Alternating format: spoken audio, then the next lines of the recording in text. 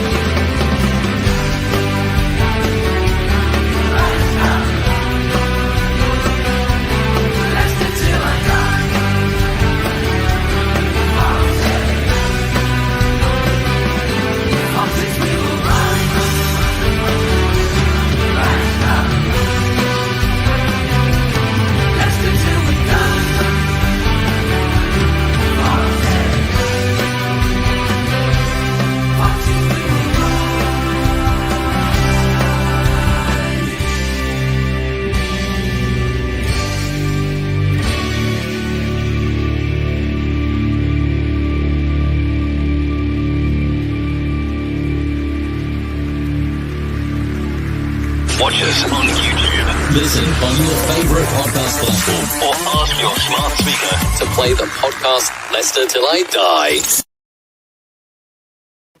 Hello! Oh, look at me, really small in the corner there. Don't put baby in the corner, that's what I say. How the devil are we all? Good evening, good night, good morning, good afternoon, good day, goodbye. Hello! Welcome along. This is LTID TV from Leicester Till I Die, coming to you live on Facebook, Twitter, and of course, good old YouTube. And if you are joining us on your favourite podcast platform, whether that be StreamYard, whether that be, oh God, it's going to be one of those shows, Apple iTunes, Spotify, Google Podcasts, or even YouTube Podcasts, thank you for lending me your ears. And if you've got the smart speakers on, don't forget just to say to it, play the podcast Leicester Till I Die. And if you want to follow us on any of our socials, they are all there. Search us either as LTID TV or Leicester Till I Die TV, and you will find us. We're going to have to start with a few hellos and a big, huge thank you to start with. To Highfields Fox, who is in as well. I've just seen him pop in, but I've got to say a big, huge thank you. Who's our newest member? $1.99 a month. Click on the link below in the description, or it is actually under the actual video itself on YouTube.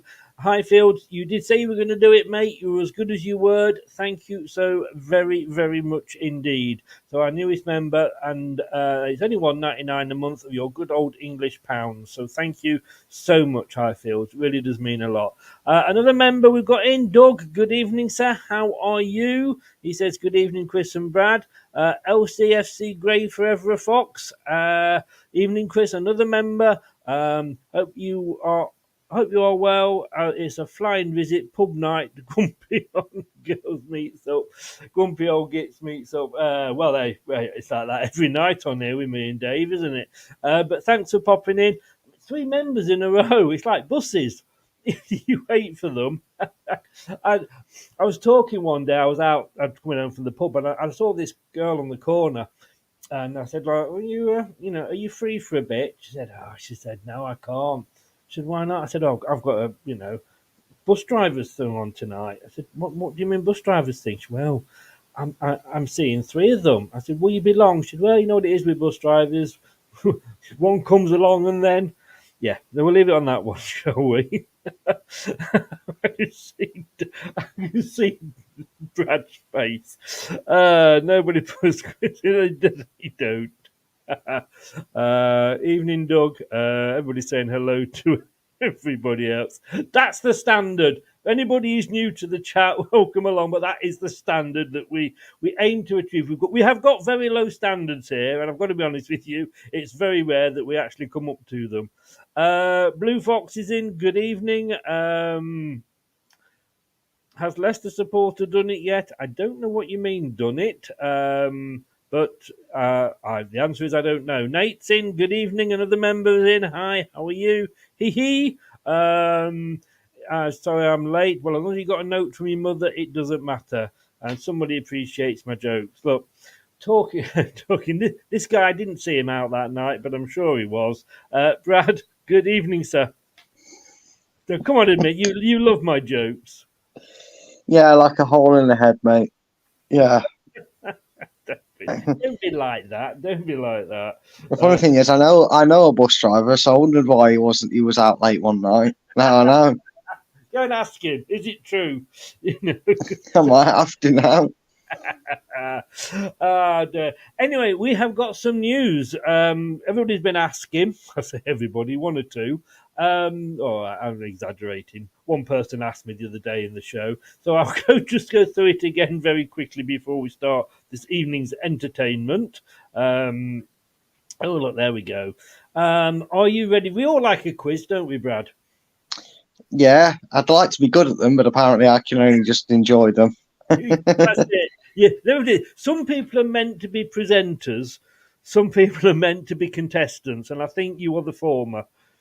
Yes, sadly I am, and even then I forget the answers. So. I wasn't going to mention that. I thought you might, so I'd get it out of the way just in case. So there you go. Well, it does. You could well fall into this category. Bell end. Might need that. I might need that in case some of my future quiz competitors come on and give a silly answer. I might have to call them that. But we have got a new channel. So this channel will just have the one quiz on, which will be just for Leicester fans only, the Big Fat Leicester quiz. But we've got the new channel, Leicester LTID TV, the quiz channel, which is going to be Top 10 Battles renamed. We're coming along and we're painting out that logo, Brad, and calling you the quiz channel. Yes, we are. So if quizzes are you worse, I'm honest with you. You've not been here. I've called you worse. Yeah. You've always had the decency to tell it to my face as well, mate. So But if you like a football quiz and the quizzes that will be coming up, some will be Leicester based, but that's obviously entailed with the channels. But it doesn't matter if you don't support Leicester. If you like a football quiz, we've got neutral quizzes coming up as well. So do get yourself over to that channel, get the early subscribes in. Let me know if you want to be a part of some quizzes coming up. Chris is going to be advertising them while we're constructing it. It's still under construction, but it will be going up over the off season. That will be the best chance to get yourselves on it. Said on the corner of the street the other night. Well, I told you to say that. I mean, what? Who said that? So a couple of them. I mean, they're not all Leicester based, like you said. So you can be an Arsenal, a Liverpool, even. No, you have to support decent football teams. Don't bring Arsenal into this. I was trying not to say Forest, to be honest with you. We've got the pyramid game there. Basically, we test your knowledge of your club. The Price is Right, which is all about transfers. So a little bit changed to the one that we did on this channel. Room 101, take on a fellow fan from your club. Who am I?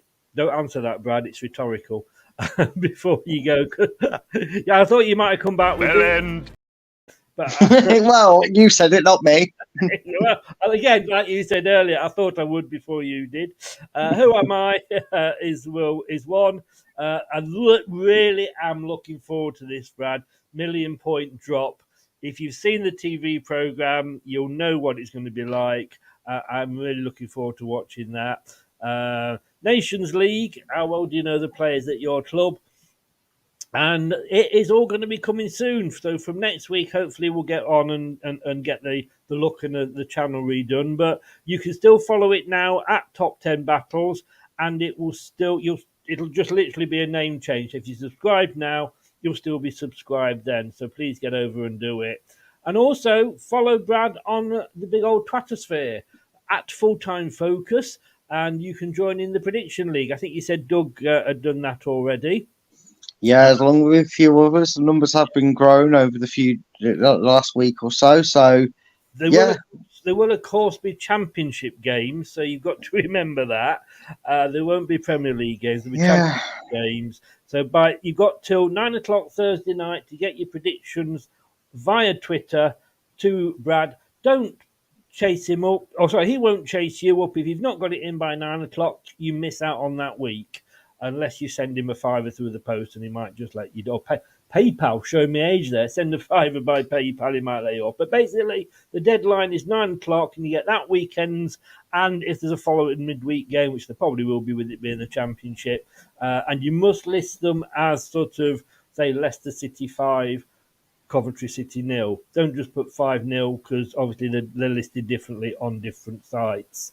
And if you don't, like I say, don't get them in, you basically you've lost out your points that week. And if you miss 2 or 3 in a row, Brad has the right to drop you out altogether. If you're going on holiday, just let him know in advance, and then he might even be a little bit kinder to you. And of course, there'll be updates every Friday at 8 o'clock on the Prediction League show with Steve. And talking of Steve and his brand Foxy77 clothing.co.uk. I'm not sure if it's back up yet. They were again under construction, reconstructing his website. But the overall winner will receive the following: Foxy7 cap, beanie, t-shirt, sweat top, and hoodie. Oh, wouldn't you just love a Nottingham Forest fan to win that? Oh, it'd be brilliant, wouldn't it? They'd have to say, no, it's just because I like Foxes. It's nothing to do with that team. No. No. That is going to be so funny. I will say this, Chris, and I know I haven't mentioned this at all. I've kept it very well under wraps. I haven't bragged about it at all. But to quote Michael Jordan, as he said in one of his documentaries, right, I win 2 in a row, and then Leicester go and get relegated to the Championship. I am elite, Chris. I've taken this personally. I am elite. You're not. There's only one person that is elite. You know what? I'm Premier League. I am elite. I am proper elite. No. I am Dorinda. Hear me, bro. I'm gonna get you two off in a battle against each other. Yeah. I'm sorry. I'm still going to play that now. I know we're not in Premier League anymore, but I'm still going to be playing that next season. People are talking transfers in the chat. To be totally honest with you, the way I'm feeling, I don't give a shit about transfers because there's going to be so many ifs, buts, maybe. We're probably being linked. Messi's probably going to be linked with us because he's leaving PSG. I don't care until it's signed this season. Same with the manager as well. Rumours, I do not give a shit about. If I was to do a show for every based on every rumour that we've done, you'd be sat on my lap, Brad. Ooh, that's a thought. But yeah, exactly. No, there's 2. You know, we'd be like Castagna and Faze, wouldn't we? Yeah, definitely. And I've got more hair, so I'd have to take the role of Faze on that one. I'm not sure about you being up my arse like that, mate. No. Yeah, you definitely have to be Faze. I'd have to buy a wig. But look, no. So I there's just so many rumours, and that's all they are. I don't give a shit about rumours. Once it's reported that, you know, but on the site or, you know, on the LCFC, then we'll possibly look at it. But up until then, I think at a push, it'd be if Fabrizio was talking about it, wouldn't we? Because tends to be, that's the most solid. Him and the likes of, you know, Jeff Peters and that who work at the club or work within the club. They're about the only ones you'd really care about saying transfer wise. Yes. Otherwise, Chris, you might as well just stick StreamYard on, hit record, and never disconnect the show. Yes. Yeah. I just subbed to you. That's to you, Brad, by the way. Blue Fox has just subbed to you. Brilliant, mate. Thank you very much. Thank you. Appreciate it. So we're going to be rebranding that next week, hopefully, if we get off our backsides and do it. Predictions will be starting, well, basically the Friday before the first weekend, Anthony. That is when they will be starting. But you have to be, like I say, have joined in the league. 11th of June, we're going to stop taking entries, depending, because we're not going to get to the point where we're going to want too many, because, you know, in fairness, Brad's got a life, so he tells me. So he doesn't want to be spending... No, don't remember telling you I've got a life, Chris. But yeah, I know that was the excuse I used when you asked, why can't you do 300? I said, I've got a life. Shit. Yeah. Right, here we go. So... Leicester City actually did not do a Players' Award season this year. And I don't blame them because it would have been too bloody embarrassing. I was thinking of doing an alternative awards show. So, like, who was the shittest player? Who was the, you know, the worst game? But to be honest with you, we'd have been here till next season trying to sort it out. So I thought the easiest and simplest way to do it is, as you can see there, with Mark Albrighton, but we're just going to, well, Jordan Blackwell, who was invited on, but unfortunately I did leave it very late, and he is engaged. Brad says he's running away from him, but he might be right. He might be right. He is, Chris. I told you, he's afraid. He saw the tremble. I saw him trembling the other day. He was on his laptop. He was watching this YouTube show, and I recognised the voices, Chris. And I looked over, and he was watching it, and it was me giving him a player's rating, and he was going, "Oh God, he knows more about football than I do." And I laughed, and he turned around, and he saw my face, he looked at his screen, and he shut his laptop like he'd been caught watching naughty channels by his parents. Jordan Blackwell, I know you're out there, you're scared to take me on, son. It's all right, don't worry about it. I do that if somebody comes in and I'm looking at a Coventry City channel. Wasn't that, mate? Wasn't me? That? No. No, you'd rather say it was porn, wouldn't you? I was about to say, on the station, it wasn't Coventry City. Oh, I still wish I had that music. Anyway, so we're going to go through the players. Basically, we'll bring it up player by player. And, of course, I've made the cock up that I put it in alphabetical order and the Mercury haven't. But what we're doing is having a look at what Jordan said. Then Brad will give he's already given me his votes. It'll be on the graphic. And Brad will tell us why. And we'll see what Jordan says. And then Brad will tell us why he's right and Jordan's wrong. Yeah, of course. So we are going to do this and go through the squad. And maybe a couple of managers as well. Leicester Till I Die podcasts on the Apple iTunes, Spotify, Google, Anchor, and all podcast platforms. Something is coming. Something big to this podcast. Hello, Chris. Oh, that sounds a little bit. Ooh, something is coming. Yes, it was the 3 bus drivers. Right, Brad, let us start with Mr. Albrighton. Jordan gave him 4, but you didn't even put him on your list, so I presume that was a nil. Yeah, I thought I'd put him on my list, I'll be honest with you, but it wouldn't be much higher anyway. And the only reason it wouldn't be much higher than 0 is because he didn't really play. No. It wasn't his fault. He was loaned out in January, so he hasn't been here for the last half of the season. And this isn't personal, but you can't give him a rating of 4, Jordan. He didn't play. And what effect did he have on us this season? A few substitute appearances, but he just didn't play, unfortunately. I'm not, people might see that and want to get a picture of that. Remember, I'm rating him what he did for Leicester this season, and unfortunately, as much as I wanted him to be here and play and feature more than he didn't. So, I couldn't rate him on that basis. Yeah. So I understand. I was surprised when I saw some of these. I'm thinking, did he really play? And yes, there was a couple of games. So I get the 0. He was given a 4 by Mr. Blackwell. He basically said he barely featured in the first part of the season, and then when he was getting game time, he left on loan. So basically, what you were saying. His style of play didn't appear to fit with what City wanted. Now, I don't know whether you can say that because to me, he was what we wanted.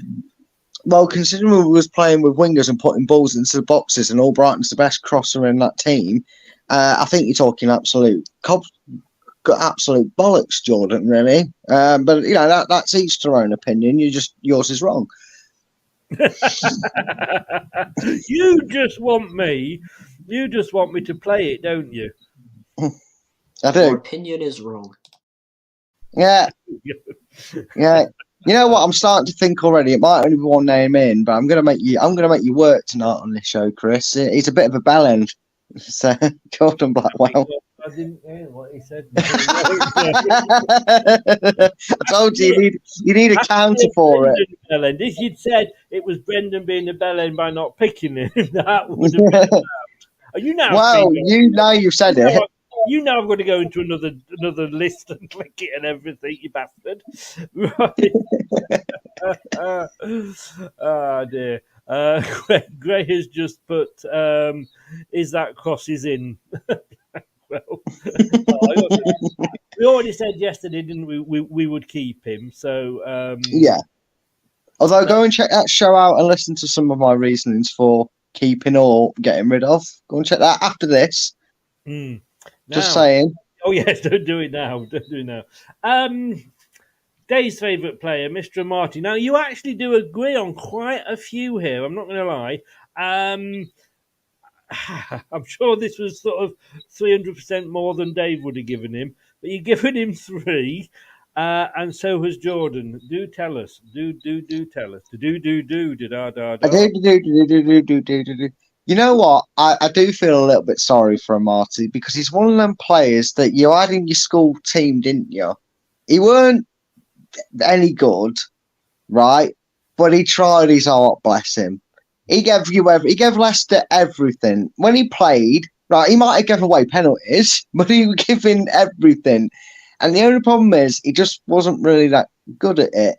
I mean, I know a certain Craig used to profess that he was like player of the tournament when he played for Ghana at the Africa Cup of Nations one time, but that tells you that's like winning top ice cream award in a Mr. Whippy contest. That, you know, it's nothing really to write home about to your mum and dad, is it? So, as much as I love him, and as much as last season he was our most improved player, he went back to being Daniel Marty this season. And unfortunately, even in the mess of the defence that we had this season, he just wasn't that great. So yeah, unfortunately, he only got a 3.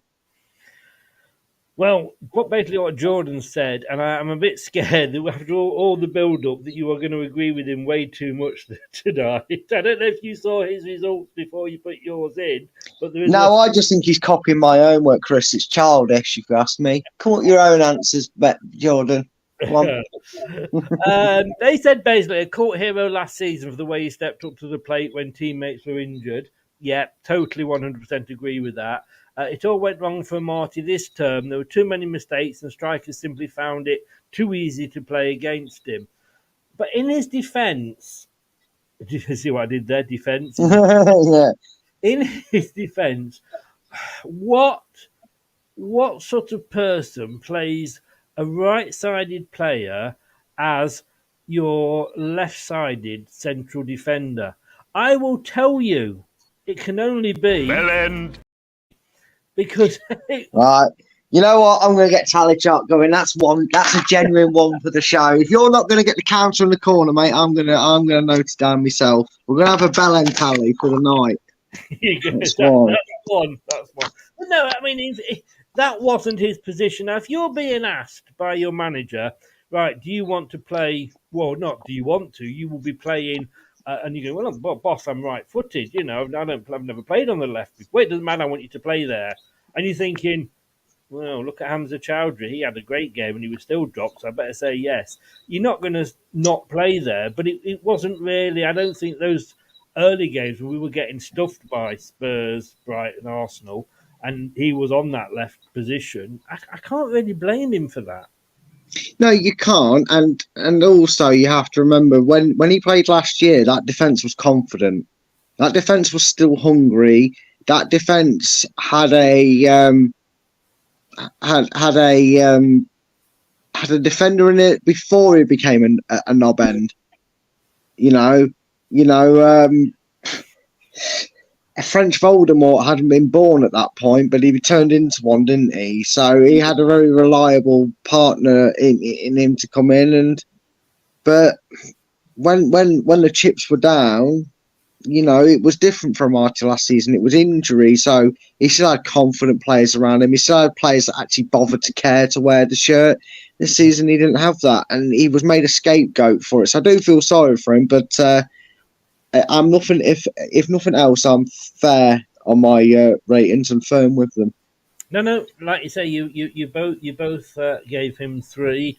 And I think he basically was always a better player if he had like a Johnny Evans next to him. Yeah, which is something he wasn't able to have this season, and it showed in them last 2 games, I'm afraid. Yes, yeah, no, it did. So both of you agreeing there. That's the first. You can note that it's the first time you. In fact, I might do that. I might set my own tally up. How many times you two agree with each other? If nothing else, we're childish. We are. It's all we are, basically. Mr. Barnes, Okay, oh, look at that! A second one straight away. You've agreed. You've both given him 6 out of 10. I'm sure Craig has just fallen off his chair onto the floor and banged his head, but he's one of your highest scores. Yeah, well, Craig also thought that, Daniel Amati was the great Ghanaian and the best player we had, and it wasn't his fault that he was jack of all trades and good at none. So, yeah, if Craig's fallen off his chair, that's what it is. Look, the thing is, right, I can sympathise a little bit with Barnes this season because he got isolated on the left. The bell end restricted his playing style. It did. I'm sorry. I know that's a little bit one I'm pointing out, but he did. He restricted his work style because he told him, stay on the left, stay out wide. I need you to be a proper winger. Everything that he asked him and told him to do for the previous seasons, he completely told him not to do this season. And I went through a period of post matches where I didn't call this Leicester City, did I, Chris? I was calling this obvious FC because we went down the left and tried to give the ball to Barnes at every opportunity, and he had three players marking him. He never got the ball. So and another thing is, people might say, oh well, he has no work rate. He does when he's got the freedom. I understand what you're saying, Gray, and he didn't, but What do you do, Chris? If I said to you, Chris, you're better working coming into the middle, right? So what I want you to do is stay nowhere near the middle and go out on the width. And I want you to try and do as much with the ball as possible when you've got 3 players around you. What are you going to do? I'm expecting you to pull a miracle out your arse because Barnes is a good player, but he'll never be a great / world-class player. And that's no disrespect to him, but he just isn't. And the reason I'm giving him 6, Chris, is no matter what you think of him, you cannot look past the biggest standout of Barnes, and that is he was our second best player this season in terms of goals and assist contributions. And we didn't win many games this season, but the reason we ended this season with 50+ goals is halfway down to this man. So whether you think he was lazy at times or not, and whether you thought he'd stop playing near the end or not, is by the by. Throughout that season, whether you like him or not, he was our second best player in terms of where it matters, and that's why I give him a 6. Yeah, I mean, 13 goals he got this season. I don't know. Was he not top goal scorer, or did Maddison? Possibly. There's a possibility that he outscored Maddison. It might be overall contribution that Maddison's got more on, but I don't know. But I mean, basically, off the top of my head, Jordan has said it's an odd campaign for Barnes. He finishes as top scorer for the club with a creditable 13 goals. That says it all when your top goal scorer's got 13. I mean, bloody hell, Haaland gets that in one game. With many of those finishes expertly taken, but it felt like his overall threat dwindled and that he did not trouble defences as much as he has in the past. Still, those goals could not be taken for granted, and he's given him, as you can see, 6 as well. And the thing is, when you look at the goals that Barnes scores, how many of them are coming down the centre? Yeah, driving into the box, cutting in, side-footing it past the goalkeeper. Oh, his goal at West Ham, his goal against West Ham. Yeah, put that on repeat in his Barnes' goals collection. I tell you, you could make a YouTube montage of that goal because it's all Barnes scores and he's good at it. So why we stopped playing him to his strengths, I don't know. Oh, I know why we stopped playing him to his strengths. Bellend. Number 2. Bellend. Man, 10 goals, says Nate for Madders. So Barnes, yeah, he's got. So overall was Madders, but in terms of goals, so there you go. A top goal scorer. How can I not give him at least higher than a 5? No. Well, you're giving him a 6, so you've agreed with him on that. And then we come on to Mr. Castan. Oh no, we don't. What have we come up with, Mr. Castan? I've gone too far forward. Oh look, number 3. You've agreed. 3 out of the first 4. bloody agreed on. That was only because you didn't put a vote in for Brighton. Mr. Castagna, or as we like to call him here, Faze's bum buddy. 5 from you and 5 from Jordan. Do tell us why. Straight down the middle there. It was annoying. It was one of the most annoying players this season, and I don't know why I actually gave him a 5, I'll be honest with you. I gave him a 5, and I don't know why I gave him such a generous rating. Maybe I'd like to say I'd had too much alcoholic pop, but I don't drink, so it wasn't that. You have But the odd wine every now and again when you're doing the old Father, Son, and Holy Ghost, don't you? yeah, but I turn it into water when I drink it, so it's all good. I do the reverse, it's Taking fine. the piss now, mate. You're just taking the piss. Hey. Look, for as much as he was trying to be a sniffer dog around Faze's arse, when he actually played in that position that the Eva manager put him in, he actually got forward. He actually played well, and he was probably our most threatening player on that right side. And he's had to have that care of responsibility for a number of seasons now. Maybe not so much last season. It's almost like if we decide that 15 million right midfielder, we may not be in a championship this season. But that's another question that a certain Mr. Northern Irishman had to answer for and didn't. But anyway, I digress. He's frustrated me this season. I expected a lot more from him.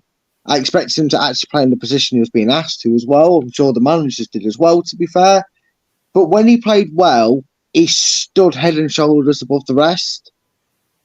And I do remember games where the old Castagna was back. He was defending well. He was getting forward and attacking well. He was pinching the ball high up the pitch and playing it into Madders to get us front. Putting in some crosses as well. And that Castagna was the reason I probably went from a 3 to a 5, I'll be honest with you, because I was thinking a bit lower than what I've given. But yeah. Well, apparently nobody played more minutes for City this season than Castagna. And while poorer than his previous campaigns, he was still one of the club's more consistent performers. There were a few too many occasions when he got beaten in behind on his flank, like most games. He did not seem to offer as much going forward, but he was reasonably solid defensively otherwise. Gave him a 5. Gray's given him a 4 there. And he says, Castagna out of position so many times.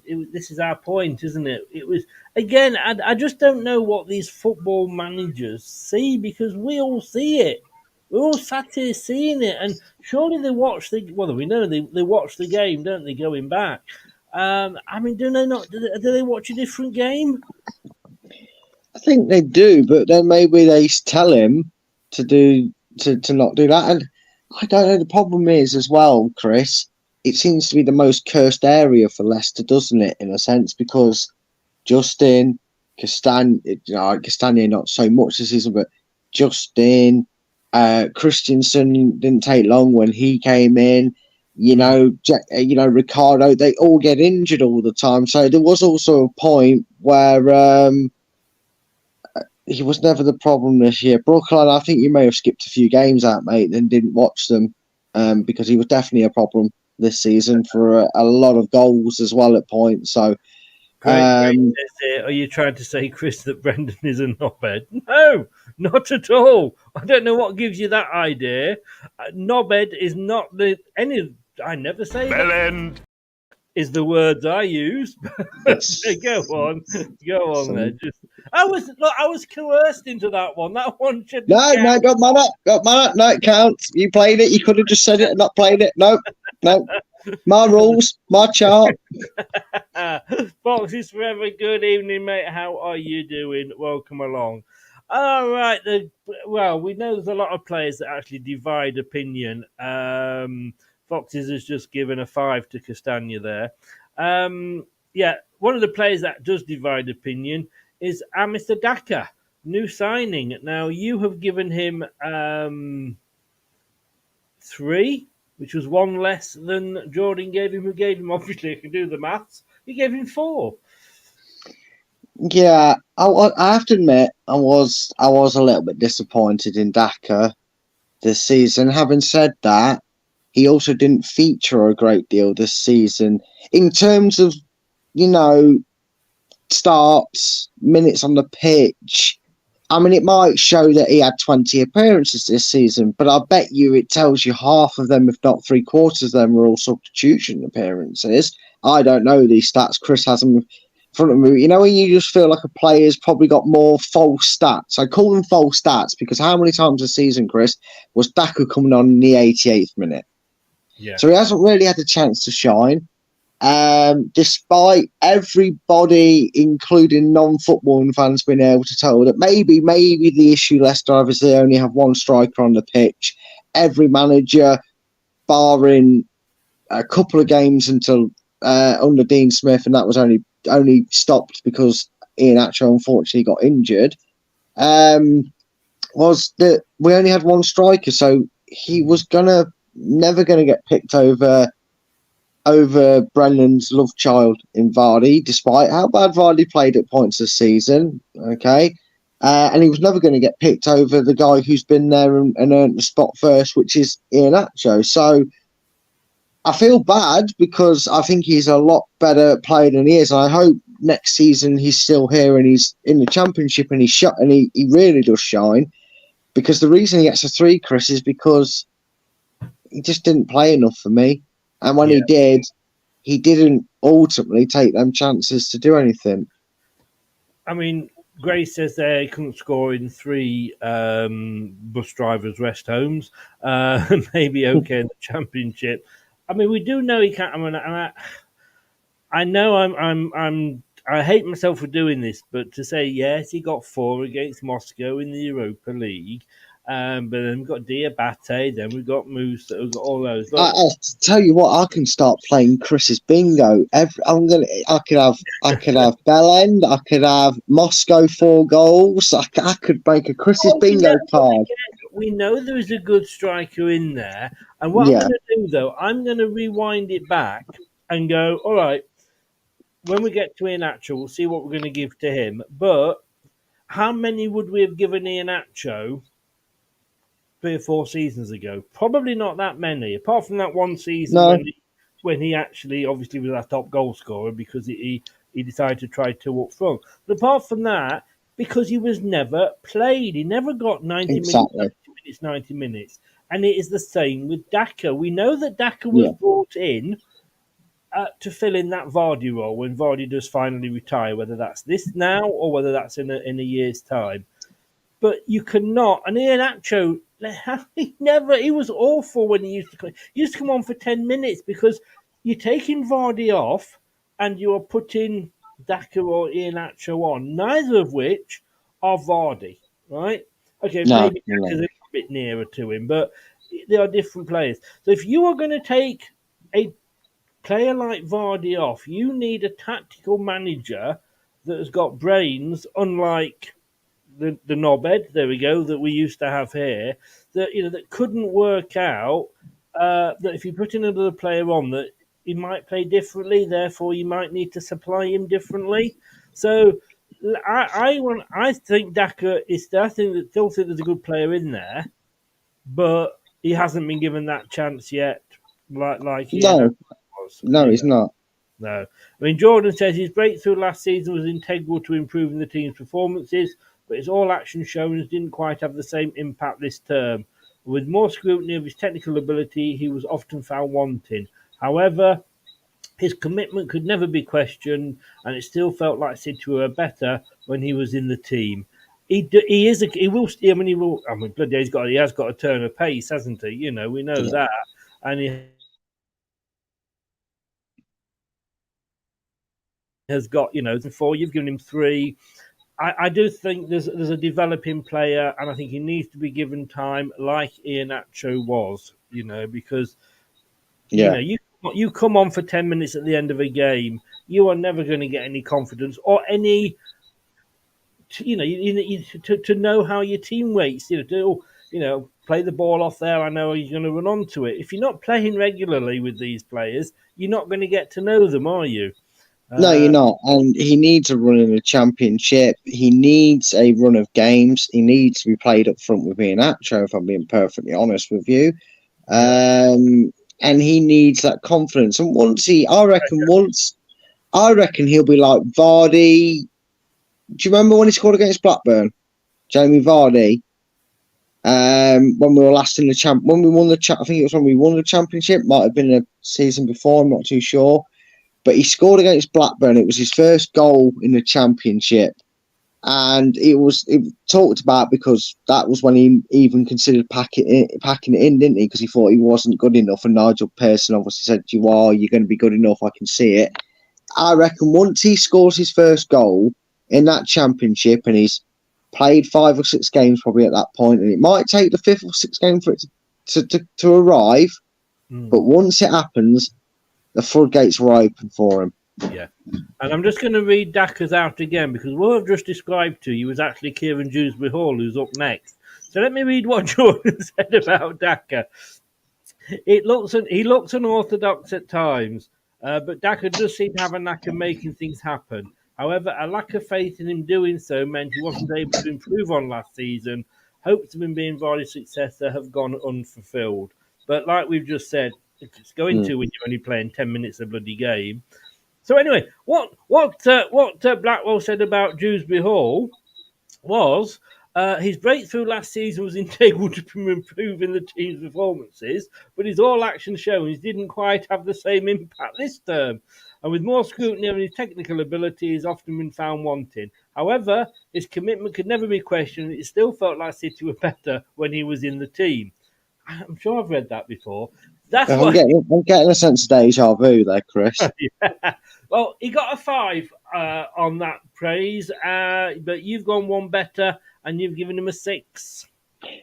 Yeah, because he's never shirked his responsibility. He is one of the very few players that, no matter what you think of this season, right? And we've said it, Chris, and you did a show about it. And I know we play devil's advocate. We maybe say things that we don't ultimately believe, but we like to try and kind of get an opinion to start a conversation going with people in the chat, which is what we're supposed to do. And for me, right, if you said name me one player, Brad, that you can say whether they were good or bad this season in terms of on the pitch, they at least deserve to wear the shirt. And this man is that. He is that player, because the problem that he had this season is the same problem that Madders had the year before, and it's the same problem that Yuri Tillemans had the season before that and a bit last season. He got played to death. It was almost as if Brendan feared him not playing because he felt the whole defence would collapse. And that was Bellen's fault, because he didn't trust playing Samari in that position, who, we'll get to him later on in the show, proved everybody wrong that he can't actually play that upper midfield role and not the defensive one, which is what he was begging him to do. And yes, he went off the boil a little bit. Definitely room for improvement, John. Spot on there. And again, we've been saying this since it happened. Maybe a season in the Championship is just what he'll need, because they'll be a bit more rougher. He's going to get stuck in on a bit more because there's no VAR ruining the lives of football. So he'll be able to really showcase his stuff. And yeah, I thought he was worthy of a 6. Definitely thought he was worthy of a 6. I've just got to bring this to you.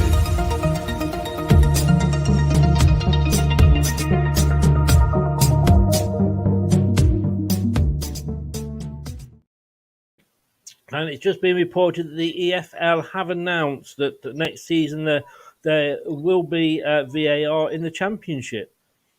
You better be fucking lying. You know it's going to happen. You know it's going to happen. No, Kenilworth Road can't do it. They'd have to go to Betty's Wash. You got to wash it out and put it on Sky Plus to watch it back. When they come back down, how are they going to cope? Plymouth Argyle ain't going to get signal up there. Yeah, I've had the misfortune to be near Plymouth. They don't get no Wi-Fi down there. How the bloody hell they going to have VAR? It'll take 3 days to give a penalty. It'd just be our luck, though, wouldn't it? It would Mm, just be our bloody luck. Just okay. think, we can celebrate a goal and not have to wait. Oh, is it? Is it? Oh, I'm going. By the time Yeah. it's recorded, you think, oh, the moment's passed, isn't it? Yeah. You know, it's a bit like if you don't have a cigarette as soon as you've had sex, you probably don't fancy one for the rest of the night.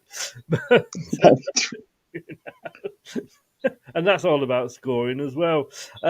Jack says, offers the energy in midfield. He's like a Duracell. He Yeah. is, And you know what? When we were saying that he should have, when we were saying Yuri Tillemans, get him out, get him on the bench, whatever, this should have been him replacing him. He should have had that number 8 role for me.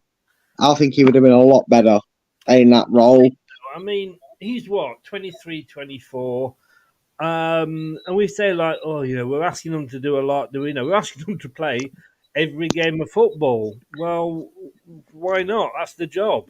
You know, you surely 38 games and then some cup games and what have you. We're not asking too much of players, are we? As long as No, and you've got, they're not injured, of course. yeah, of course. And again, you're not even asking them to play that these days, are you? You're asking them to play probably 30 odd games because you've got 4 or 5 players that will play in them cup games ahead of you because managers like to rest and rotate these days. So at least, like I said, he's in his early 20s. He's got more energy than some to be able to do a Tuesday, Saturday. We're coming on to Johnny Evans. I knew his brother good. Come on. Oh, Maybe we could live without the wisecracks. I don't think it wouldn't be the same without the wisecracks. I would like to congratulate Doug on his win in the dad joke competition whenever he has that one. like Anthony Joshua with Mike Tyson. I'm running away. Tyson Fury. Tyson I'm Fury. running away from him. I'm running away. No, I'm getting my jokes ready. That is coming soon, hopefully. Just me and Doug need to arrange it. Mr. Evans, this is one of the bigger gaps. Mind the gap, as they say. 5 from Jordan and a 7 from you. We saw in just under 180 minutes of football just how much we actually missed this man. So I'm sorry, but to Craig, who doesn't like Johnny Evans, because we got 4 points. Well, yeah. I mean, Brookline, again, I don't know where you're watching these games, mate, because he's been injured for most of the season. So, you know, did you not watch what he did against Newcastle? Did you not watch the structure and order and the calmness of our defence at West Ham? The 2 games he played in that I remember the season, I am telling you, he proved that had he been fit all this season, I don't think we had struggles this season. I honestly don't. It might have taken... No, I'm not. And this is why, JJ. I'm going on the importance and impact he had this season. Yes, he didn't play many games, but by God, did that defence look a lot calmer and a lot more composed when he was playing. Because there wasn't a person around that looked at our back 4 and went, yeah, we don't need someone like Johnny Evans in there to get 4 points or to potentially get 6 points out of the last 2 games, which, had we managed it, would have kept us up. But that's by the by.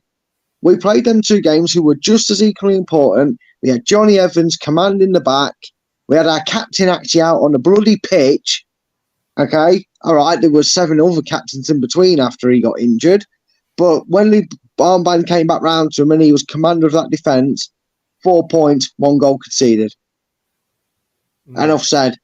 I know what people are saying here because they got a 5. No, I get. Yeah, I do understand what they're saying. I do get it. He was raises more than a few eyebrows. He was part of a defence that conceded a hatful of vote in the opening few weeks without being especially terrible, he says here, Jordan, before injury consigned him to the sideline for 6 months. He returned for the final 3 matches and showed the defensive nous that City had desperately missed, which is exactly what you're saying. Again, look, one player does not make a bad football team. No. We did not play a 1-7-2. There wasn't one defender on that pitch, and in those games it was Johnny Evans. There was 3, 4, or 5 defenders in that team. What he brings, and unfortunately, I don't think we should sign him next year. Certainly not as a player, because he can't play every single game because he's at that age. But he brings a calmness. He doesn't need to be running here, there, and everywhere. Do you remember when we had 2 strikers? One of them was an aging Tony Cottee, and one of them was an emerging Emil Heskey.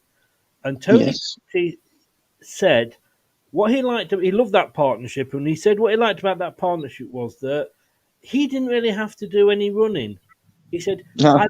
Emil do all the running, and I just got into the position because he had the brain and the experience to say, right, I know that Emil's going to put this ball in where it's going to land. And I think Tony Cottee, I think one season was our top goal scorer, certainly up there. And, well, those 2 were up front, so he had to be. But it was Emil that was doing all the running because he literally was young enough and fit enough and built like a brick shit house to do it. And all Tony had to do was say, get the ball in and I'll be in that box on the end of it. And that's what he's doing. He's got the brain to say, Wout, get your arse over there or whatever. Was he shouting? I think he was shouting at Wout phase in one of those games. Yeah, it was. Again, it's the opposite end of the pitch, but it's still at the same basis. Like you said, I mean, Tony Cottee was known as the fox in the box, wasn't he? I know we're genius at clever, witty nicknames for players. Yes. And that's what John. Go and watch after this show. Go and watch what I say about him. You might find that I agree with you on that statement. Something just similar to the sell and keep show that we did yesterday. But yeah, for me, it's exactly the same because Johnny Evans uses all his age and experience to be that anchor centre back, not wanker, anchor. Right, I said it right. Okay, at that anchor centre back, right. He can turn around to phase or at times Soyuncu. I can't believe he's going after that. Okay, you bunch of wankers.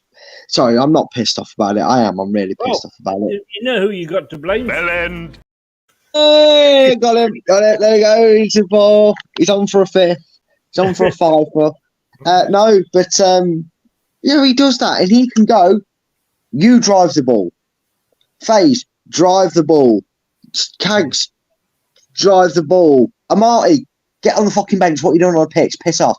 Know, but he could tell them to do that because he knew that if the ball got lost early in the transition going forward, he were there. Don't worry, lads. You get back.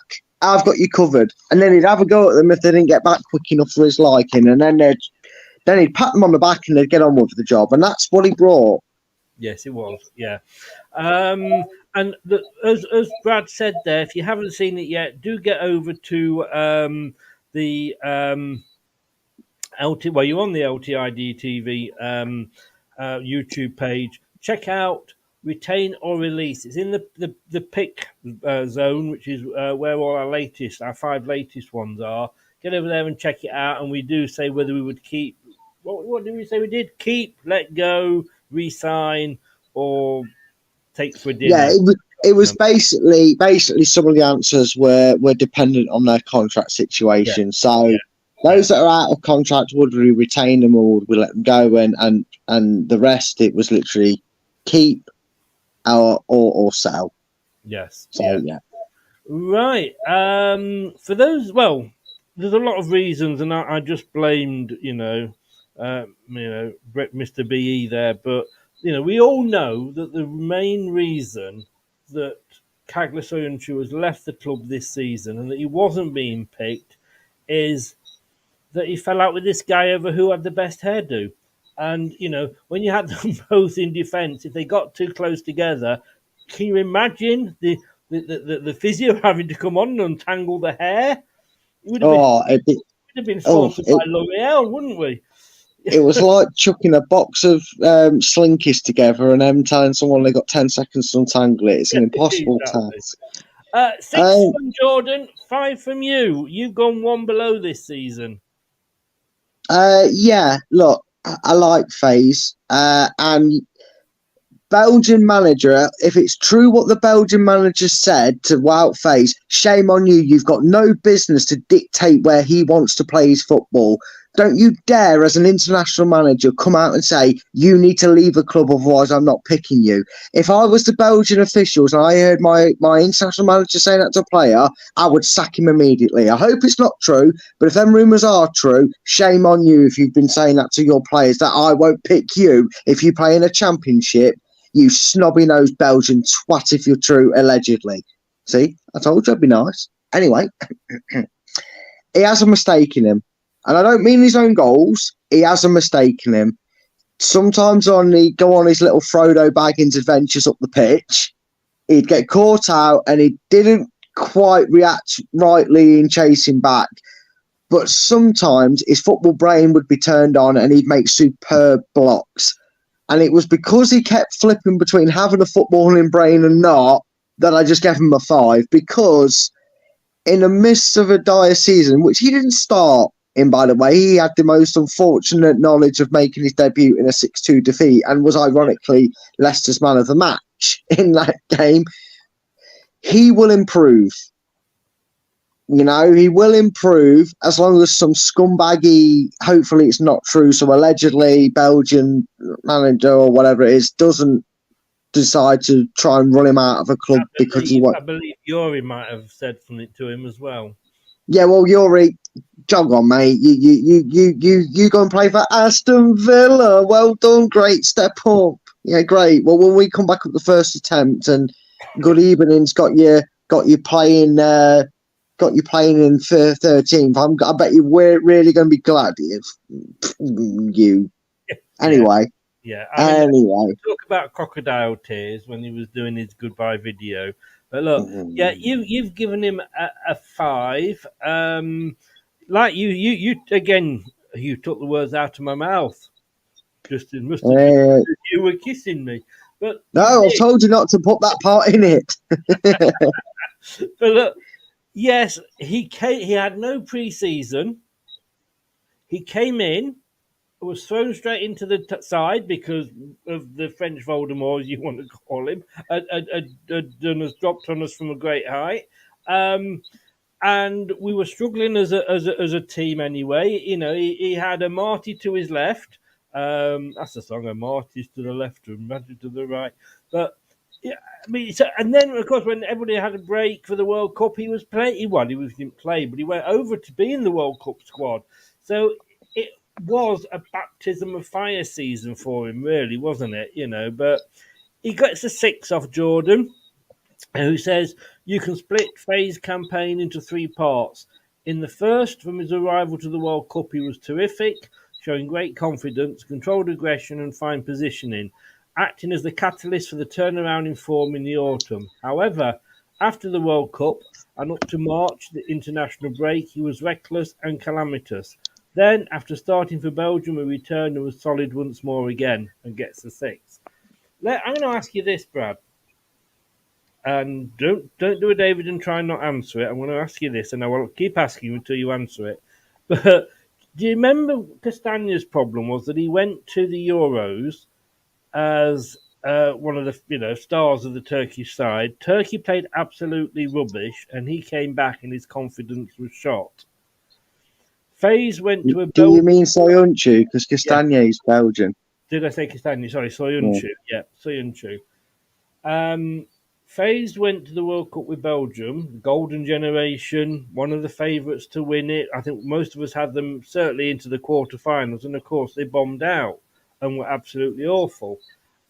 And coming back from that, do you think, in a way that affected him? Or do you think that when he first came over, what I loved about him was if he had that ball and he was under pressure, he would just put it in row Z. And then it's almost like a certain person trying to get it. Well, don't do that. Pass it around to somebody. And it all started to go a bit wrong. Do you think either of those two things affected his game? Well, I remember when Casey Keller played for the USA in international duty, and that had a hippopotamus in it.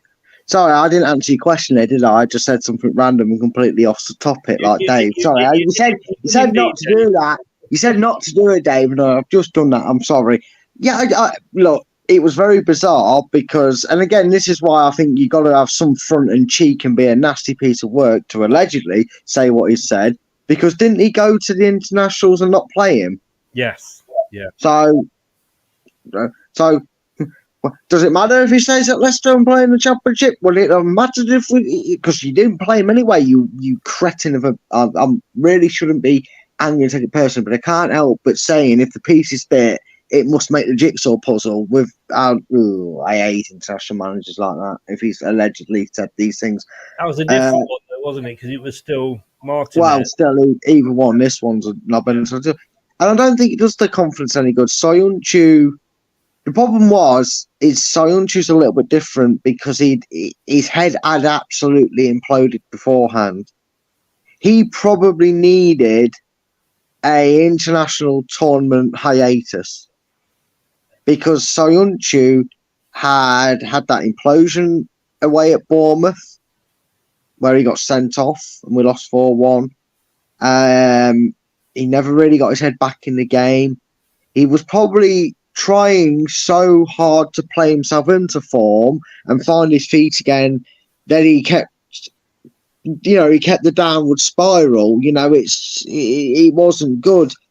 Faze, it was a bit of a mystery, and I think maybe he hit the nail on the head that it was actually more that a certain knobhead said, Faze, you're a beautiful human being, you're a great character, but I want you to pass the ball and not kick it out of play. And Faze went, fuck you on about? If I kick it out of play, they can't score. That's what we're trying to stop. Why do you want me to give them a chance to get the ball? And he went, you're a beautiful human being, a great character, but my best friend, Carlo Torres, told me, with all his managerial brains, that you should pass the ball. And it hindered him. Sometimes you want to let a player play their natural way, and you can just tell with some of the passes he made. I never knew Brendan Rodgers was Scottish.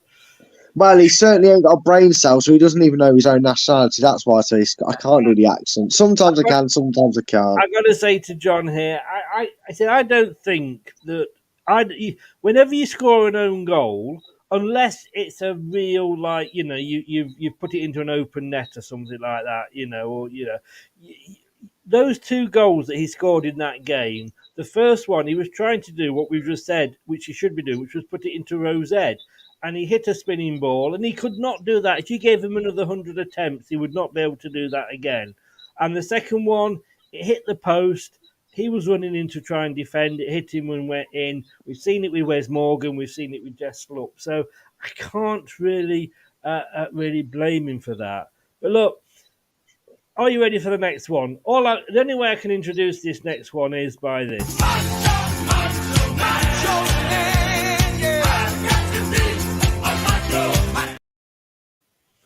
Oh, yes. Let's have a bit of man love, shall we? Go on, Brad. This is my...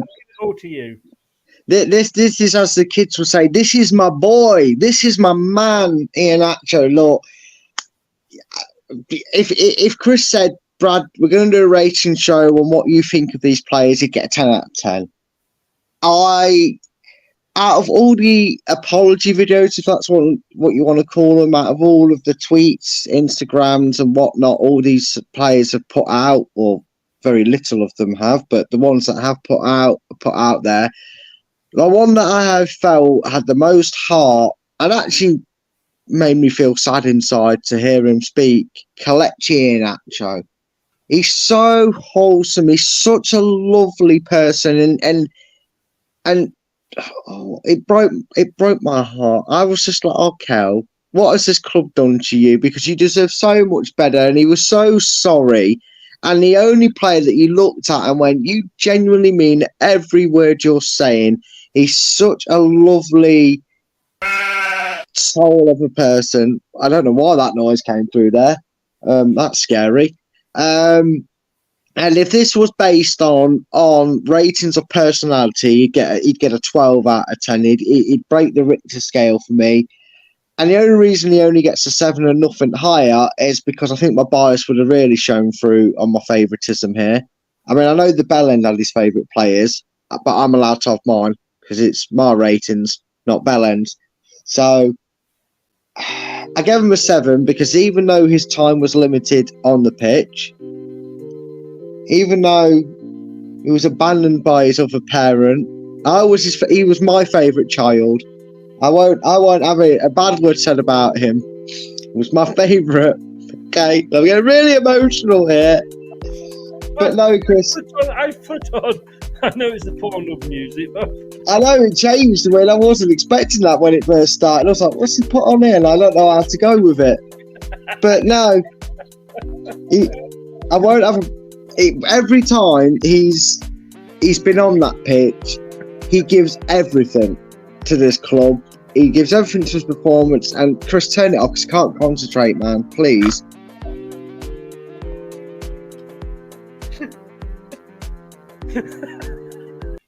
I'm not going to talk, so please turn it. Thank you. That was throwing me off because I was falling asleep and everything. I couldn't concentrate. I know. I was like, please turn it off. I can't concentrate. But no, he gave everything to Leicester, and he deserved so much more better. And yeah, that's why he got a 7 for me. Jordan Blackwell, you're an horrible person. Only giving him a 6. Love is in the air. Everywhere I look around. You horrible man. You leave my man crush alone, will you? Man crush. He's my footballing man crush, right? You leave him alone. I think we're up there onto bloody stalking soon, aren't we?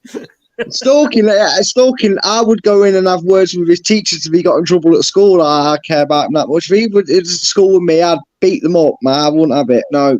Oh, hang on. Let me just get a drink. I'm totally. I literally was crying then. You're horrible, man. Sorry, I couldn't resist that. I know you couldn't. You see the abuse I put up with here. Justice for Brad. That's what I want to see in the comment section. Free the LTID one. Sorry, you're setting me off again. Right. Excuse me. Ah, dear.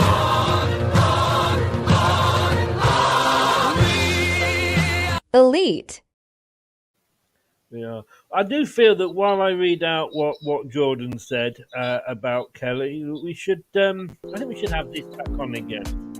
City were much more fluid in attack with Iheanacho in the side, and he still provided goals and assists at a rate none of his teammates could match.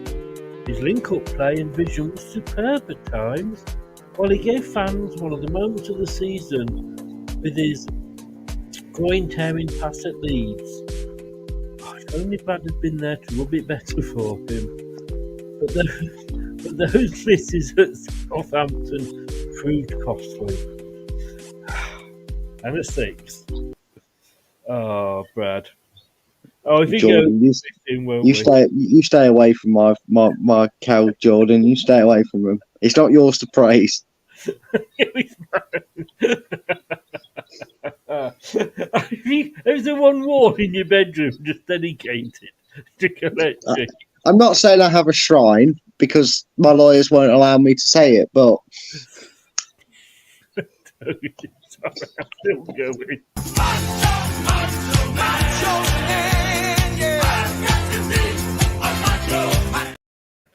you know what? If he leaves our club, I might become one of them 2 team wankers. You know, that goes and spots another team. Just so I could, when we say, we get a flux of fans because a certain player signs. We like to call them an Anthony. Yeah, I might be an Anthony. I might be a mini Anthony, and I might follow Kelechi's career and support his other team. Yes. Oh, let's get some normality back. But to say he was your man crush, you only gave him a 7. You gave because I had to rein in my emotional. I had to put all my emotional feelings aside and judge him on an around season. And unfortunately, my favourite child wasn't played enough. So I'm gonna have to have words and fight with the school teacher about why I wasn't picking my son, the best player in Leicester, each week. But I'm not Welsh. Stop it. Well, let's go to this. This must be your other man crush then, because I think this is the most points you gave to anybody. 2, a big difference of 2 here. Jordan gave him 6. Brad you gave him 8. Mr. Everson, who replaced your other lover, Danny Ward. I mean, I had to eat a huge slice of humble pie. I really did with asshole. I really did with Daniel Iverson. I had to eat a huge slice of humble pie, and a friend of mine, she's been teasing me about him all. Chris can't cope. Chris can't cope. He's been teasing about me all season because I said no, Iverson. He's only ever played in the Championship. You can't chuck the Premier League at him. He'll crumble. It'll get worse before it gets better. And he's proved me wrong. Round every corner, he's made some fantastic saves. And on more than one occasion, Chris, we would have lost by a hell of a lot more had he not been making some saves. He made some world-class saves. And he does this thing, Chris, right? He does this thing that I don't know if you ever remember time beforehand, because Kasper Schmeichel was our number 1 for a while. But he does this thing that apparently other keepers do, but I haven't seen it at Leicester until Iverson was our number 1. He collects corners, Chris.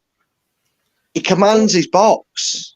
He comes out and collects corners, Chris. I mean, before we had Dracula in goal. Season. Now we've got like Peter Cushing. Who does he play? Who's the other guy? His nemesis.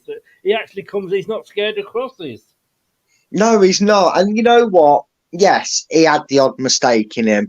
But for a guy who was chucked into a team that was in peril, in absolute peril, and he could have easily have crumbled, and then it'd have been a case of, well, I wasn't expected to play this season. Danny Ward didn't do his job. What do you expect me to do?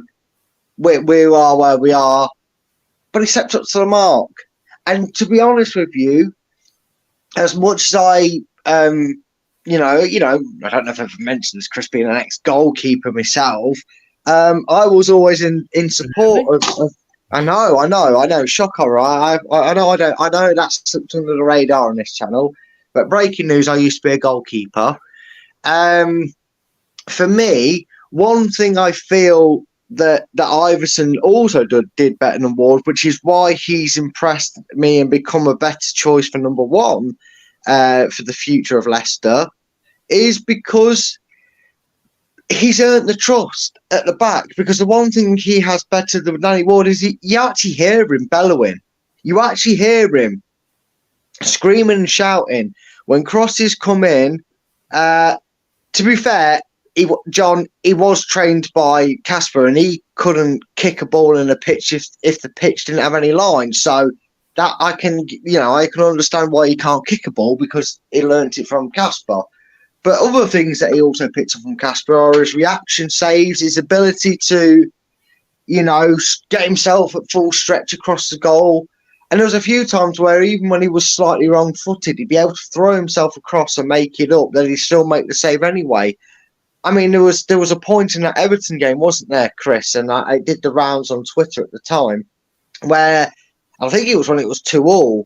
Decore had a shot that was flying in the bottom corner, and he somehow got across and tipped it around the post. And the commentator said to him, because they interviewed him and played it back to him afterwards, and he went, well, Everton thought they'd scored. And he went, yeah, so did I, to be fair, but I just kept going at it and hoping I got something on it, and he did. And he's proved me wrong. Like I said, I was all for Ward. I was all for letting him see out the season. He'd get better. And to be fair, Ward did get better over time. Can't say he didn't, no matter how disastrous we thought he was. Yeah, proved me wrong. And for me, this rating was probably a little bit more higher because I was proven wrong more than anything. Yeah. Hang on, what time is it? 1:15. That's wrong. For the first time in history, Brad admits to being wrong. Well, exactly.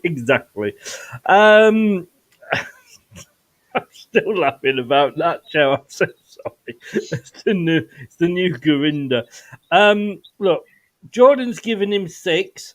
Drafted him for the final 12 games. He produced some outstanding stops and showed off lightning quick reflexes, particularly to earn a point against Everton, as you've just literally mentioned. But against Fulham, Liverpool and Newcastle, he showed he's not yet a world beater and that he still has mistakes in him. His kicking, which was a concern before he came into the side, needs improvement too, but he got a 6. But yeah, I mean, I was with you with Ward. You know me, at the start of the season, I said Schmeichel's got to go. Let's move Ward up.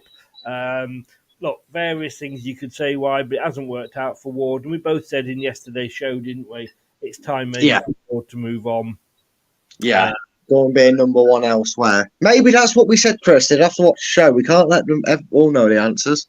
No, indeed. John says, got to go. Night shift calling. Cheers, mate. Thanks for popping in. And thanks for the membership as well. Don't work too hard. Oh, you haven't got your logo up, sir. No, I don't know why that's disappeared. I do apologise. I just that I'm in transition and moving, so I don't think people want to see me. Okay. Well, this one might be short. Mr. Justin. Why, is he not that tall? Oh, right, yeah, this one. You know how you said you gave me a list of players that definitely played games this season. Well, there was a reason I even told you the reasoning, and I sorry, but how the fudging fudge, I'm trying not to swear as much because I know you tell me off if I swear too much, but how in the fudging fudge have you given him 4, Mr. Blackwell? I think he played that many games this season, and I don't remember them. I'm going to be honest with you. You gave me the ratings, and I thought, why has he got Justin on his list? He didn't play a game this season. And then you said, no, he definitely had some appearances, and I don't remember them. I don't remember him. I thought he's been injured that long that I don't remember when he got his injury. I can understand you giving him a 0, definitely. But basically what Jordan said, he only lasted a few months before injury hit again, and it was clear from his performances in those early games that he was still striving to reach his levels he achieved before his ACL tear. There's a lack of dynamism and athleticism that made him so good a couple of years ago. So he must have played a few games. But I mean, like you say, I can't remember. But moving on to somebody who did play some games, but it was from February onwards, Mr. Christensen. 4 again from Jordan, 6 from you. Another love affair? A little bit, yeah. He impressed me. Look. I mean, you know, I've had this debate, and I've made the point of letting people know the difference between a defensive wing back and an attacking wing back, and for me, Christensen is a very, very good attacking wing back. He shows flair, he showed passion, he was very animated on that wing. I mean, I don't know if he was either doing the YMCA or if he was doing jumping jacks sometimes. He had his hands in the air that many times, but he was hungry. He always wanted the ball, and he didn't just jog. He didn't just jog up and down the line going, "I'm a wing back, give me the ball. I've got to turn around and do some defending." He wasn't one of them stale wing backs. He was getting in the middle. He was making himself available for a pass. For whatever reason, and maybe he can't cross for toffee or shoot for toffee for anything else. Maybe that's why he didn't get the ball off his teammates. I don't know, but I was always left wondering why he's being left unmarked, and he's not getting the ball because he looked deadly. He looked like the sort of player that they were terrified to have running at him because he had energy to burn. I think I don't know why you'd sell him. Again, there might be a release clause, like a division drop clause that enables him to go. And again, we said that on the show previous. Some of the ones it wasn't a case of, do I think we'll keep them? It was more, would I? And I definitely would keep him. He's one of them. And I thought he was okay. Needs to work a little bit on his backtracking and defensive side of things, but he's attacking wing back, so it's weirdly not his forte. So for me, you iron that out. And again, he only played from February onwards. He didn't play for the first few weeks that he was here, did he, Chris? So I'm judging him off. And then somebody got hold of him at the training ground. And he got injured. Well, you gave him a 6. Jordan gave him a 4. There was a clear hunger in his performances, and that made him strong. A strong start for the young Dane as he got up and down the left flank. But as the weeks went by, he was exposed by ringers more and more often and ended up losing his spot. But he's only young and will get better. 4.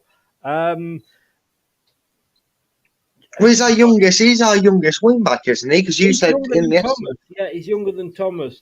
I mean, when you look at the people we brought in this season, Sutar, Faze, and Christensen, on their permanent signings, do you think that they've not been of our usual quality when we've got these youngsters in, or is it a case of, well, look, they came into a bad side? I think it's more a case of he came into a bad side, because I actually do think he's quality. I think him and FaZe, to be honest with you, I think they're going to show that they're more than worth the money. I think they're going to.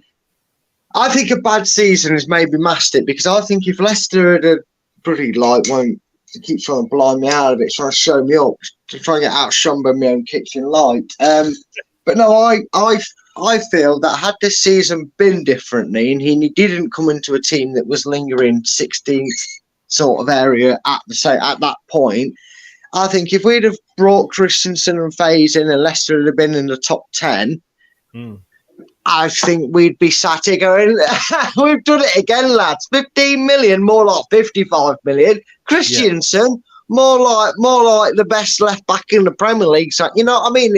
It had all been different. I honestly think, and okay, the Championship is a different level, so I don't think people will get too carried away if he tears it up. But I think if Leicester were to bounce straight back next season, you'd look at him and think, yeah, we've got a hell of a bargain again from these pair. So, yeah. Maddison in the middle. Look, you know my thoughts on him. You gave him 6. He got a 7 from Jordan. There was some obsession by a certain bellend, and don't worry, Chris, I've not forgot. You played it when I was in the kitchen because I desperately needed a drink. My mouth was going dry and talking nonsense about. It was when I was gushing over. I lost all my fluids, but that's for another chapter, another night. Oh no! Yeah, I did that purposely. I did do that purposely for you. You can clip it if you want. You did. Oh, you believe you me? That is. That is. I mean, oh no. I'm just going to call that one fluid. Anyway, I thought I'd let you have that little moment. You like to clip me out of it. I'm just popular on this channel. But no, for me, again, statistically, the second best player that Leicester had this season, whether you liked how he was throughout the season or not. The problem was, I think there was a certain bellend, and I'm just going to say bellend because if you play it or not, that's up to you. I'm just going to call him what he is, and that's his proper name. No, because you count it against me when I do. Damn it, he's clocked on what I do. No, but I'm going to call him by his proper name, and you're right to call him one, Chris. You are right to call him a bellend, so I don't worry. He seemed to maybe both of them thought that he was better than he is. And what I mean by that is he was like Brendan treated him like a kid with a short attention span, or the mischievous class clown, because he never seemed to let him sit in the same spot, did he? He was very fidgety. He played him deep in the middle. He played him in the number 10. He played him on the left. He played him on the right. He played him as a second striker. He would play him anywhere but his favoured position where we've been getting the best out of him. And I swear to this day, Brendan 2.5 years ago banged his head and it completely messed his brain up because he just stopped playing players where they were good. Yeah. He complicated a simple game, as a famous person once said, Chris. And that was frustrating. And that's why I gave him a 6, because when he seemed to play as a number 10, it was, there's Madders. Yeah, there he is playing back to his best. Good old Madders. Yay, Madders is going to do what he always does. Yay, Madders. We love Madders. And then maybe more times than not, okay, he was played out of position, so you could grumble it a little bit. But, and I know we haven't got to him yet, and it's going to be very brief when we get to this certain player. I used to say that a certain player, if he started, made us start with 10 men. But Maddison played a quarter, if not more, this season. I wonder who. Yeah. But sometimes when Madders started, the game played out as if we were playing with just 10 men. Because he'd like to spend more time going, I want to be the hero. Leicester are struggling. So if I can score this shot from 25 yards out, or if I can take on these 6 players and score the goal, I'm going to be the hero, not Jamie Vardy, not Harvey Barnes, not Kieran Dewsbury. No, I'm going to be the hero. And I think he got a big case of hero syndrome this season. And for me, when the chips were down, he went missing. When he wasn't getting played in his favourite position, he went missing. So that's why I give him a 6. Yeah, no, that is fine. Well, he got a 7 off Jordan. You shithouse, Jordan, you crap. And he said it would be unfair for the missed penalty against Everton to overshadow what was another very good season for Maddison. His goals. Excuse me, the guy who's England teammate who knows he's seen his water bottle in the dressing room didn't know that the goalkeeper would probably stay down the middle. Can't blame him for it. I fucking can. Watch me, I just did. His goals dried up at the wrong time, and he tried too hard to do it alone towards the end of the campaign. Yes. Yeah. But he was. I'm sorry, Chris. Can I just add on the Everton thing? Right, that's like me and you doing one of these quizzes, and me giving you the answer, and you still getting the question wrong. Was it not? Let it go. Let it go. No. Oh dear. But it was mostly excellent, showing off dazzling footwork, an eye for a pass and fine finishing. His performances at home to Forest and the way at Everton were generally world class, and that is why he got a 7. We've gone from Maddison in the middle to Mendy in the middle, and I love this guy so much, and he should have got so much more than 4. I'm sorry, Brad, if only for that goal against Spurs. Yeah, if I was judging on that, he'd have got an 8.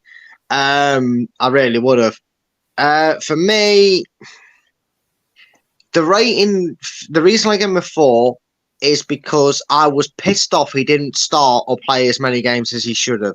Because I was almost angry, and we both were, Chris, and a lot of you guys in the comment, and girls, and thems and theirs and lampposts, whatever you define as, each their own, right?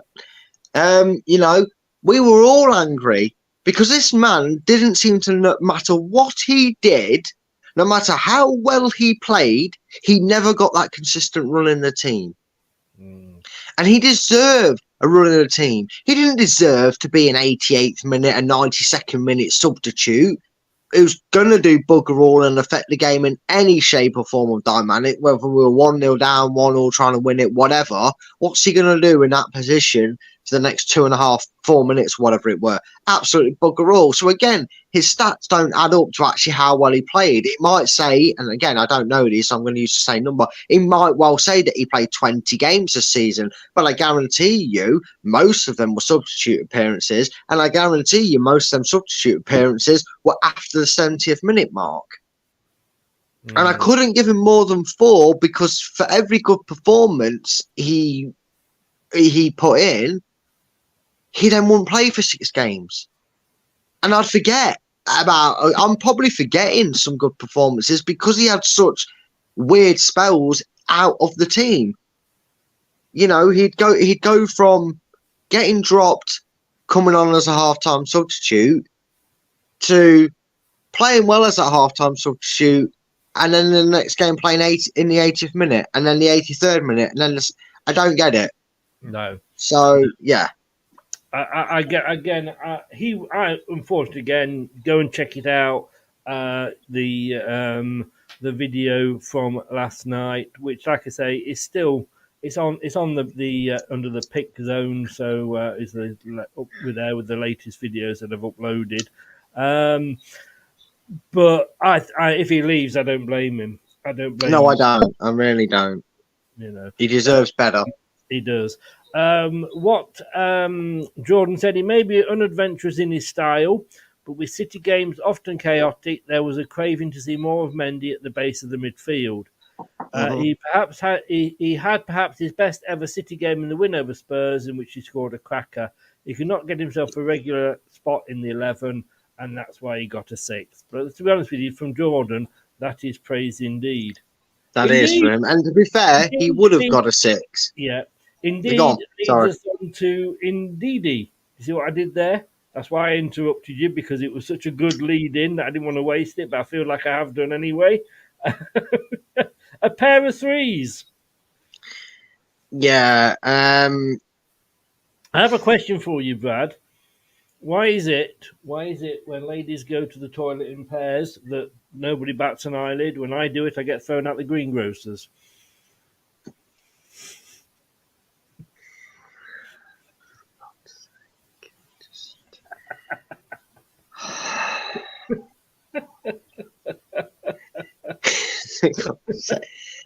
Well, that joke. I don't know what you did. You have to laugh. Yeah, you're such an arsehole. Come on, get control. Be professional here. Where was I? Anyway, Indeedy. How do I describe this season? He looked like a bargain. He looked like a bargain deal, and at some points previous, I was saying that he is the closest reincarnation of N'Golo Kante this club's going to find, and we've landed on our arse with Ndidi. Yeah. This season, I don't know I don't know if the real Ndidi still on holiday and he's being held hostage somewhere, but we got the wish order Ndidi this season. He was terrible. Barring the clearance off the line, or a couple of clearances off the line against Newcastle, he was the wrong version of a penalty ready to happen, because the only penalties that were ready to happen were for our opposition. It was awful. He was lucky to get a 3, to be honest with you. Yeah, no, I agree. And Jordan also gave him a 3. No other player seemed to have as dramatic a fall in their form as Ndidi. He went from dominating midfield and being a reliable presence in front of the back 4 to providing no protection. If you can't regularly win tackles, interceptions, pick up on the loose ball, City are going to suffer. And like you say, got a 3.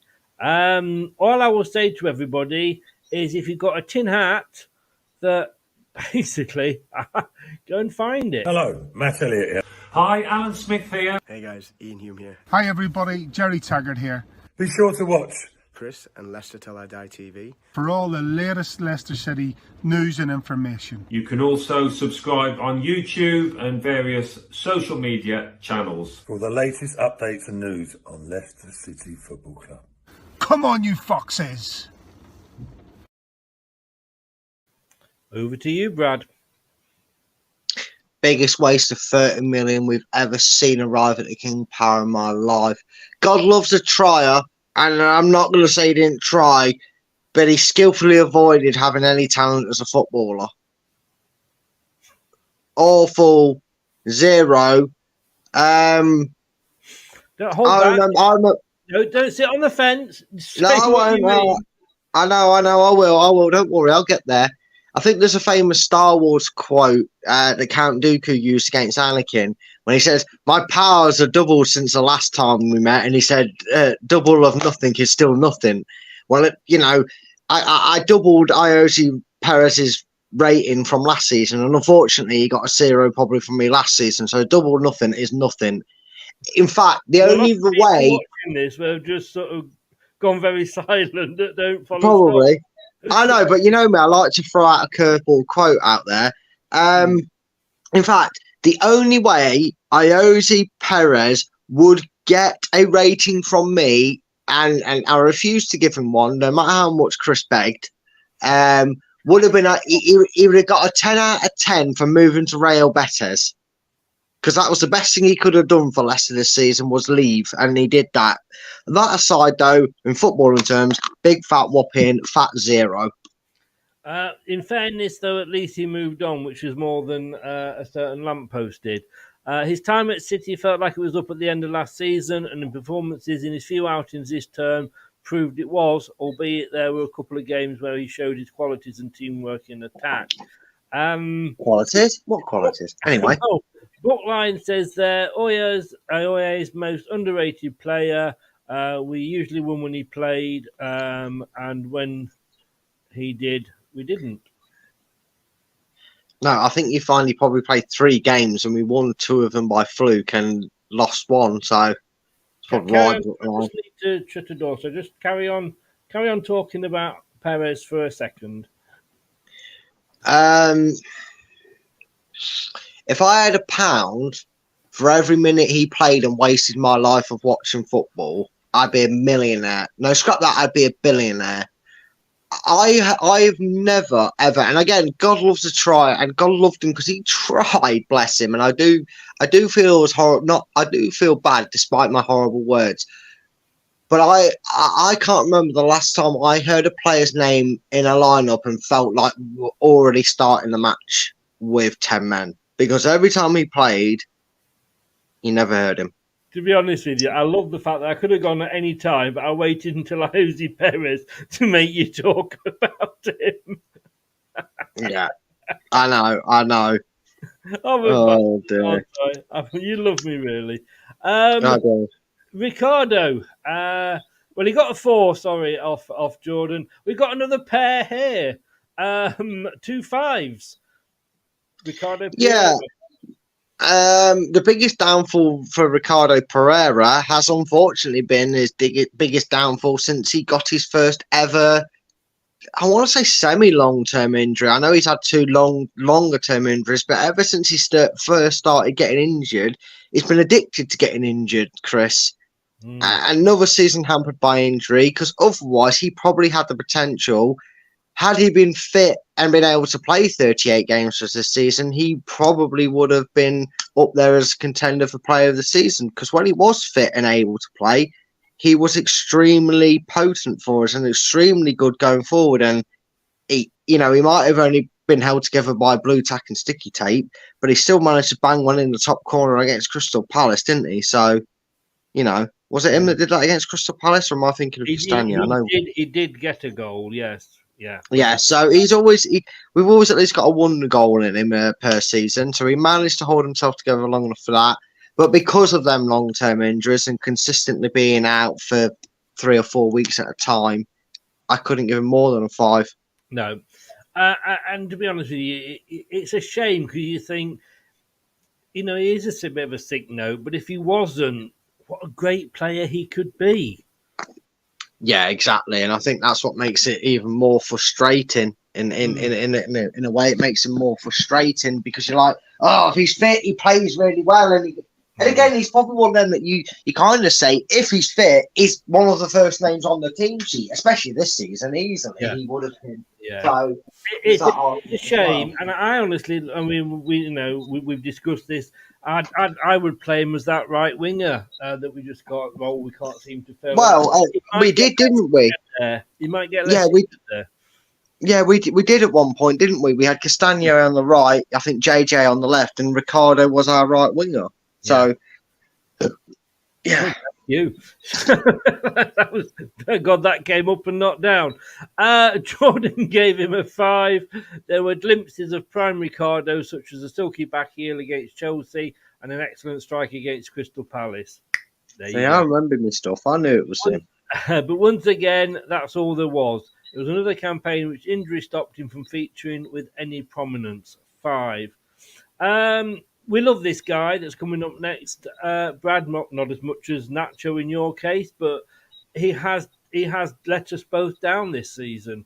Well, not let us down. He has disappointed us this season.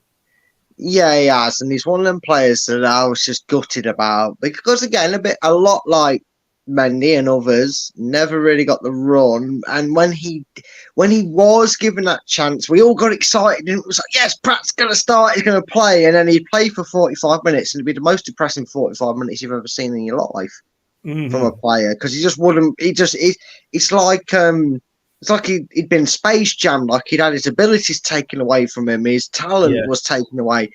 But if you asked him to come off the bench for 20 minutes, he'd run around, he'd get stuck in, he'd win the ball, and he'd excite you. And then then it's like, you'd get amnesia and think, why doesn't he start again? And then, of course, he'd start, and you'd remember why he didn't start. And for me, Damari Gray. No, Damari Gray was Iosi Perez levels, bad for me. But we move on. We don't speak of that, but okay, I kind of get what you're saying. And sometimes he'd actually do something good, and then maybe a little bit better than Perez, but still. No, to me, with the super sub thing, I was making was the fact that he would come on as a sub, play great, and then you start him next game, and he'd do fuck all.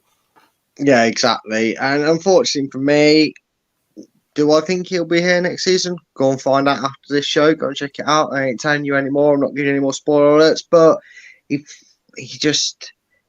had an opportunity, didn't he, Chris? He had an opportunity to really make one of them key positions his this season and prove, I'm here to fight. We don't need you to stay up if you're gonna sulk and throw a wobbly because we're down at the bottom. And he just didn't take it. So 4 for me. So 4 from you, for Mr. Pratt, and he got a 5 from Jordan. There were games in the that's the wrong person again. In his early season standing displays, such as home against Leeds, he was excellent, slotting into any position he was asked and providing energy and good link-up play. But he never built up enough momentum to make himself an influential part of the team, looking lightweight at times, and got a 5. Okay, should we bring the tank in? Mr. Samari. Yeah, divides opinion. Some people I think he's Marmite to Leicester fans, it seems. Because some love him, like I do, and some really hate him and don't see what he brings to the squad. And maybe that's because he was restricted by a bell end, and we only saw it in the latter part of his career.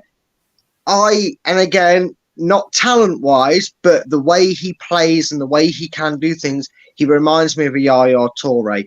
Built like a tank, muscles you off the ball, not afraid to get in your face and sit your ass down on the floor. And he does it cleanly more times than not. Yes, he's picked up a yellow card.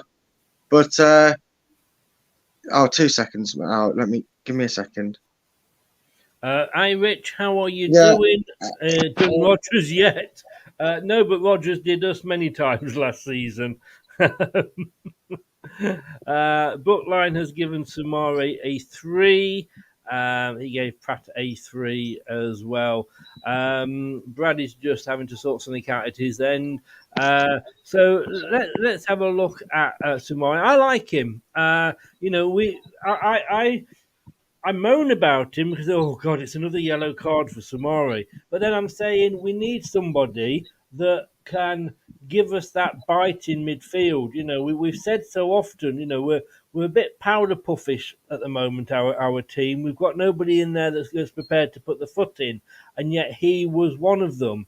And that is why I like him. And I think he was a bit done by your friend and mine, Brenda, in the fact that he didn't play to his strengths. Yeah, he didn't. And when he did, for me, he really did come alive. He really did. He was a driving force behind some attacks. He got forward more, and he just seemed to play in a better position and a better role. And you seemed to see more of him, didn't you, really? You saw more of him playing on the pitch, and I think that's what it worked out. So, yeah, for me, he was a little bit out of the team, shall you say. He wasn't played to his position because Brendan signed him and then said, oh, yeah, I know you play this role at Lille, but I want you to play a completely different role. So, yeah, very strange. But, yeah, there we go. Got a 4 from Jordan. There were games in the autumn when he had a long one in the side and looked good.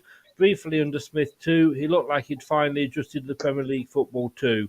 He was driving up the pitch, serving good balls and chasing back hard too. Then there were other times when he looked completely lost and neglected his duties. Gets a 4. Again, for me though, I got to say, he didn't have no run in the team. No, he didn't. No, and if you don't give a player a run in the team, you can't expect them to come in and just say, well, there you go, play. Oh, well, I'm used. Who's next to me? Who's playing? You can't keep swapping it round. Dean Smith did it as well. For me, I'm going to go out on a limb here because I say you gave him 6 and he got 4 off Jordan. I would actually look at that and shite! I just realised the time. I'm sorry, you wanted to go, didn't you? Yes, mate. I would actually say let's build the team around him. That is what I think of him. Yeah. I know people would laugh at me, but if you've got to go, mate, I can carry this on my own.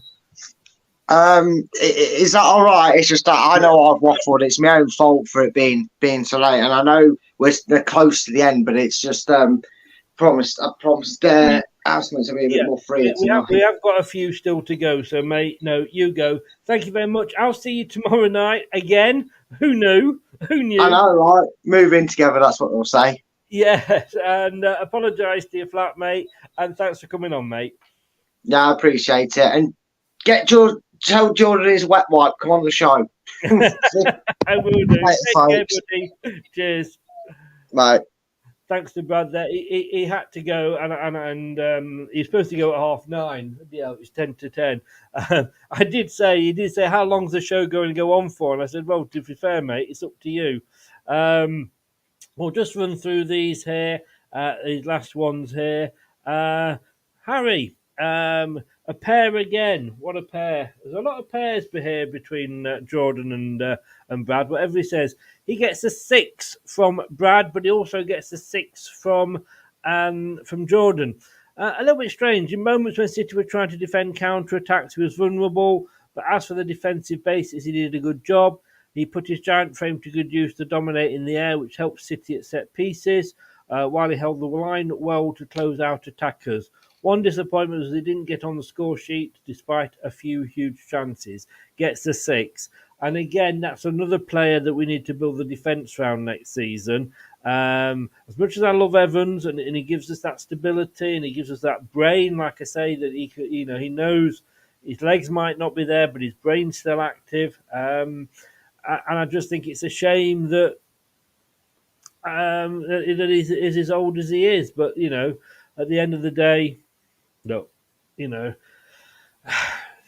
Harry is the future for us. And I think, why he wasn't being played as much towards the end, probably because, you had Johnny coming back in and maybe he did play better with FaZe. Who knows? We're all managers, aren't we? Next up, we have got, Soyuncu. 6 off Brad, 7 off... 7 off Jordan. Sorry, my mind went then. 7 off Jordan. And I'm going to say this. I'm just going to play it and then get it out of the way. Because, yes, we've lost this player. He said he was offered a new contract, but why should he sign one when he's not even being played? Don't blame him at all. He's going to go to Atletico Madrid, but the Belen there didn't think he was good enough to play for Leicester. As soon as John Terry came in, he said, why the hell isn't this guy in the starting 11? And he came back and had 3 matches back and got man of the match 3 times. Says it all for me. Next one, well, what can I say? I mean, whoever tries to play this role, it's always no Mahrez. 4 from Jordan, 1 from Brad. I've got to be the same as Brad. I've got to be honest with you. I can only go a 1. I don't know where Jordan gets the 4 from. Some people absolutely loved him. He had 1 good game and then he turned into an under. Jordan said he gave City fans perhaps the thrill of the season with his mesmerising debut at Villa, but then it all went downhill quite swiftly. There is talent in those feet, and you can see him tormenting defences with the dribbling in the future. But this proved not to be the right time nor the right club for Katey to thrive. Totally agree. Failed to deceive. All those Brazilians that are out there, and it was a close shave that we got him. Sorry. But look, yeah, I think we got the one bad Brazilian. Don't know how we ended up with him, but we did. And thank God he's only on loan. Thank God he's only on loan. Yuri Tielemans, just all I can say, mate. Fuck off. Yeah, all right. You scored a goal. You scored an odd good goal here and there. If you are that good, mate, why has nobody been beating the path to your door? No European team seems to be after you. Looks like you could be going to Villa. Yeah, that was worth it, wasn't it? I mean, all right, they're still in the Premier League. All right, they're still in the Europa League. Maybe if you'd put in a better few performances, we might not have been in the shit that we were.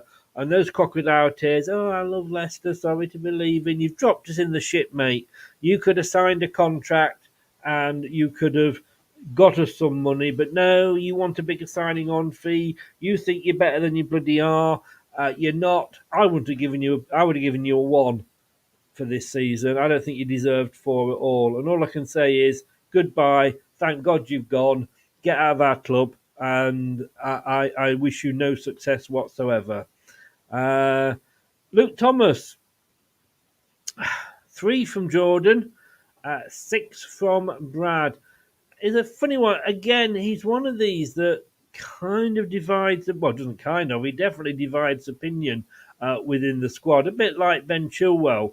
It seems to be with Leicester fans, when they take a disliking to somebody, it doesn't matter what they do. We would have been up shit creek without him on that left back because of the injury to James Justin. But for me, he's old, and it's hard to think that he looks about 10, but he's actually older than Christensen. I don't know why that people don't like him. Yes, he has his frailties, but if he hadn't been there last season, this season, we'd have had Daniel Bloody Marty playing at left back. So look, give the lad a break. Had we stayed up, he may well have gone to the Championship on loan. Well, we are in the Championship now, so he's going to be no better off, and he's too good for League One. Like you say, 6 from Brad there, 3 from Jordan. As has been the case before, he often came into the team when they were short on players or in a rut, and it usually didn't work out too well for the homegrown left-back. His reading of the game and use of the ball was good at times, but there were too many errors, and too many times he was bypassed by his man. But Jordan, there was also a lot of times when he got us out of the shit as well. But look, 3 from Jordan. Mr. Vardy. What can you say about a man like Mr. Vardy? 4 from Jordan, 5 from Brad. I hate myself for feeling like I do about Jamie Vardy. Had we stayed in the Premier League, who knows? He may well have moved on for his last season. He may well have seen if Sheffield Wednesday wanted him for his last season. He may still do. And do check out the show from last night, Retain a Release, and you'll see what we actually say about him. But I think he could terrorise quite a few defences in the Championship. I think if Daka had maybe come good, and like we said earlier, if you're watching, not down to his fault because he wasn't being played, but had he been played more and trusted more and not dropped at the slightest little thing, then Daka might have been more confident to go out and play more. We could have used Jamie as that super sub. I think if he stays next season, he's going to rip apart a lot of Championship defences. But to me, I wish he had stayed around and not stayed around, but I wish he'd have not gone out. I don't even want him to go out. I just think, like so many players, that the Bell end.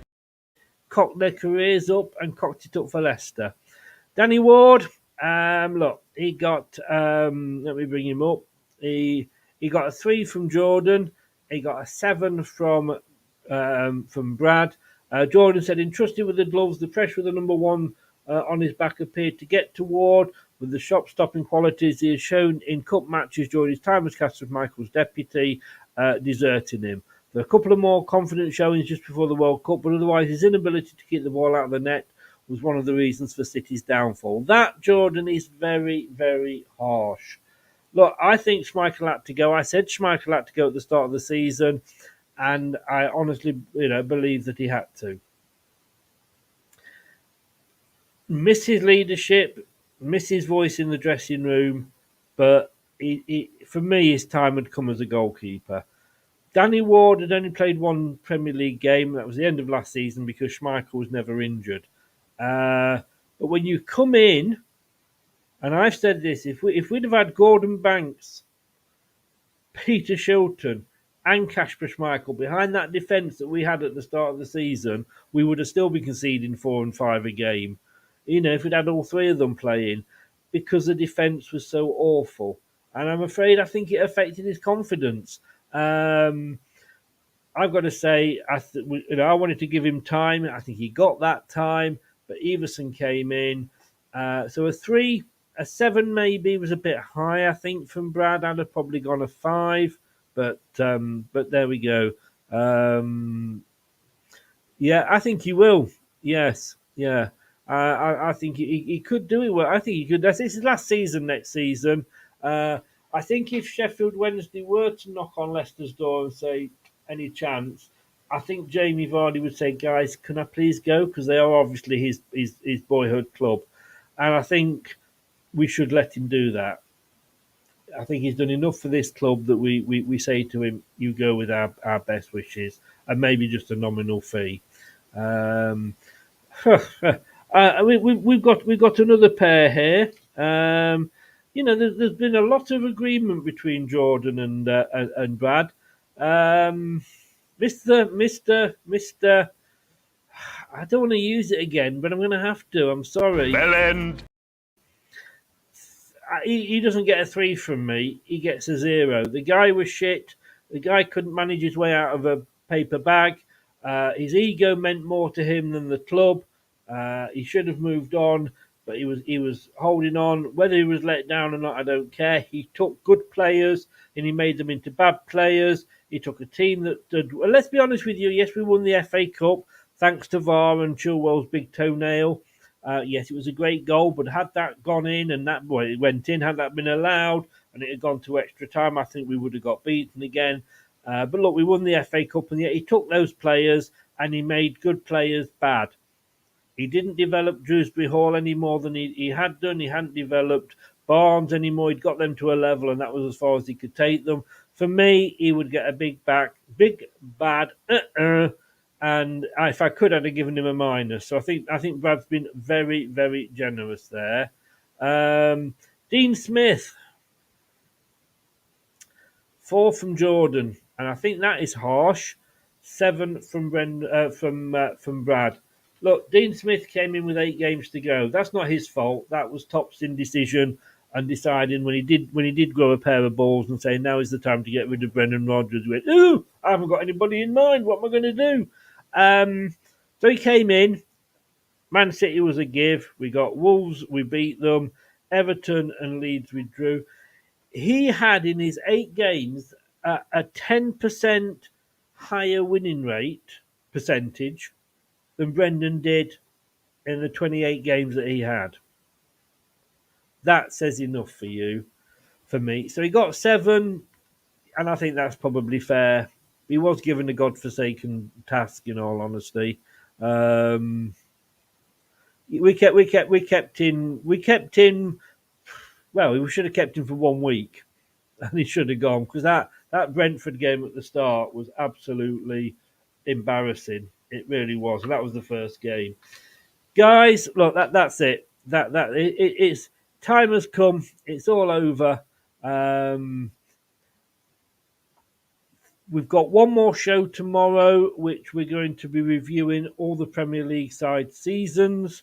And then next week we are going to be rebuilding the quiz channel. It is a new channel, LTID TV, the quiz channel. If you know Brad's channel, Top 10 Battles, do sub to him because that will still exist. You still, and when we change it over, you'll still be staying sub, so we won't lose you. So you can sub to him now, but it is going to be renamed LTID TV, the quiz channel. The top 10s are going to be no more, but we are going to be having a lot of quizzes. Brad will be the quiz master. They won't all be Leicester quizzes. The main Leicester quiz will be on this channel, but there will be quizzes that will include other teams' fans as well. So we've got the pyramid game, which a bit like Tenable on the TV. So how well do you know your team? We've got the Price is Right, which is all about transfers. Room 101, when you do take on somebody from your own team and try and convince Brad that your choice is the one that has to go into the bin. Who am I? Just what it says on the tin, really. The £1 million point drop, I am so looking forward to that. The Nations League. So those are all coming. We might be even having Play Your Players Right. We've got so many ideas. We're really going to take that thing. So if you like a quiz, that's the channel to get onto. Leicester quiz will be on here, the big fat Leicester quiz. So it's basically LTID TV, the quiz channel, as it says there. Basically, if you've subbed to Top 10 Battles, you will be subbed to this channel. What we're doing is taking that channel, just changing the name. I'm doing all new artwork. It's all ready to go. Me and Brad just need to sort of get together during the day and sort it all out. So the channel will have a new look. The channel will have the same look as mine, just purple rather than blue. So if you are subbed to Top 10 Battles, you will automatically be subbed to LTID, the quiz channel, as well. So a lot of quizzes, like I say, not just for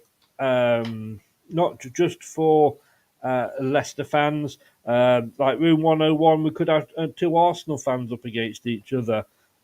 Pyramid game will be about your team, whether that's York City or whoever. I think you must have subbed to his channel, Anthony. You're right. So that's all coming in the next few weeks. We hope to get that going during the summer. Of course, we will be having women's football. It's back. It's the World Cup. We will be covering that on this channel as well. And then there will be a women's football show, which Brad and Maisie will be doing together, and that will be on this channel. So it's just going to be quizzes with Brad on his channel. You might see me pop on every now and again. But other than that, basically, Brad's going to be hosting all the quizzes, and then he'll just get people on to do the quizzes with him. But we'll talk more about that as we do. We will need guinea pigs for them because we're going to be doing one of each quiz to see how it works. And obviously, if some don't work, we'll be dropping it. But look, thank you very much for joining. Those are our ratings for the players and the managers from this season. We didn't put Vestergaard in because he just never played. I'd have loved him. I was almost tempted to put one up for Vestergaard just to wind Brad up. But look, thank you so very much for watching. Thank you to Brad, as always, been in it, and he's back with me again tomorrow night when we'll be rating Manchester City, Arsenal, Manchester United, Southampton. Basically, the 20 Premier League teams will get rated. Thanks to everybody that's been in the chat today, giving us their votes and points. You've been listening to us, whether it be on YouTube, podcast, or Spotify, Apple iTunes, or Google, or any of the other main podcast platforms. Thank you so very much. Don't forget to subscribe to this channel and then go and subscribe to Top 10 Battles as well. Like I say, that will soon, we'll have to get used to not saying that. So Leicester Till I Die TV, Leicester Till I Die TV, the quiz channel. Make sure you subscribe to both of those. I'll see you tomorrow night at 8 o'clock, as I say, when we will be rating the teams in the Premier League. Thank you to everybody who has been and joined as a member recently. Next season, we are going to be doing member-only shows. So there are going to be shows that, well, as it says on the tin, they are going to be members only. So if you're not a member, basically, you won't be able to watch it. It's $1.99. Gives you that as well, so you can become a member and All you need to do is click on the button either in the description or underneath the video on YouTube. It's $1.99 by direct debit. Our latest member tonight, Highfields Fox, thank you so very much, young man. You are a gentleman, as they all are that are on there. And you get discount on clothing as well. And on LTID TV merchandise. And we do shows with you, get you on shows, etc., etc. There's a lot there, so look forward to you if you're doing that. And you just help run the channel as well, because it just costs a lot with all the graphics and everything to do. So, all donations. And I'm retired, so I'm an old man. I can't keep this going on my pension, you know. Right, guys, thank you very much. I will see you tomorrow at 8 o'clock. One last time. I will see you tomorrow. This has been LTID TV. I've been Chris. This is Arnie. Good night. Thanks for watching. These videos are tremendous. You better like them too, or I'll be back. This podcast is proud to be part of the TalkSport Fan Network. TalkSport. Powered by fans. That will conclude this evening's entertainment.